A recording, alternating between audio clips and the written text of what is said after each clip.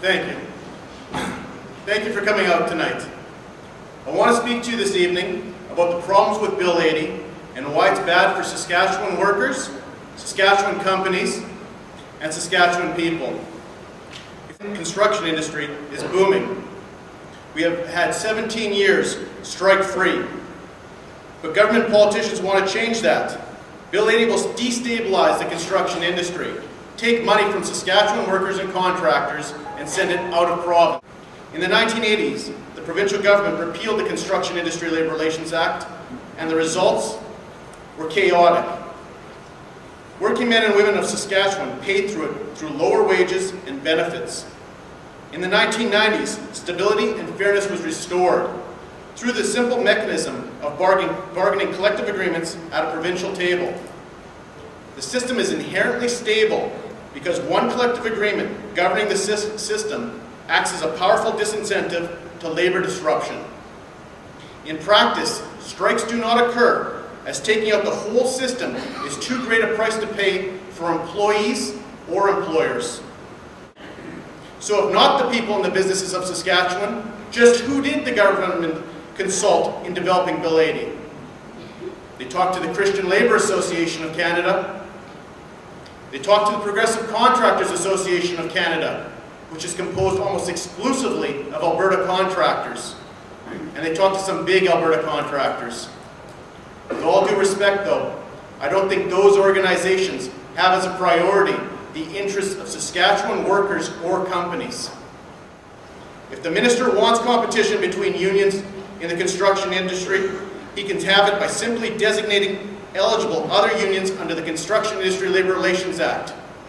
He can invite the CP into Saskatchewan with the stroke of a pen. He does not need Bill 80 to do that. For some reason, the government politicians are bent on changing something that is working well. They're determined to fix something that isn't broken. The building trades are not afraid of competition, but it's not a fair fight if we both are not required to play by the same set of rules.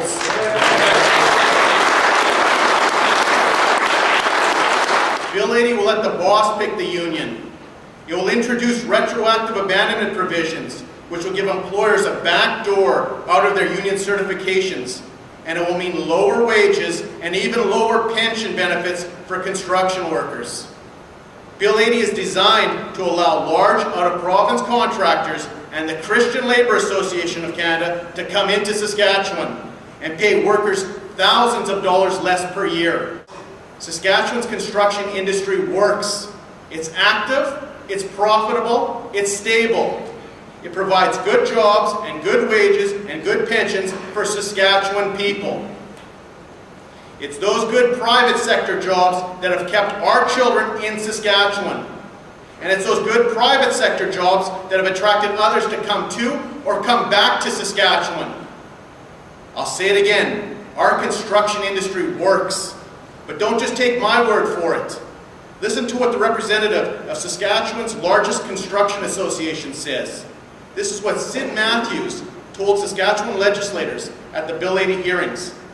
He said, and I quote, "We really don't need Bill 80 to put some of our employers out of business or to sidetrack our plans for sustained economic development."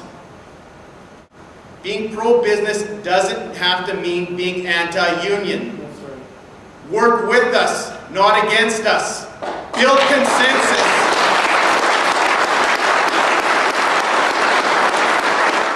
Build consensus, not division. We need to find another way in Saskatchewan.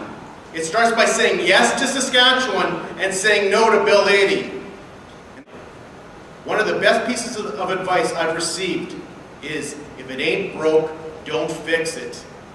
That's our advice to the Saskatchewan government.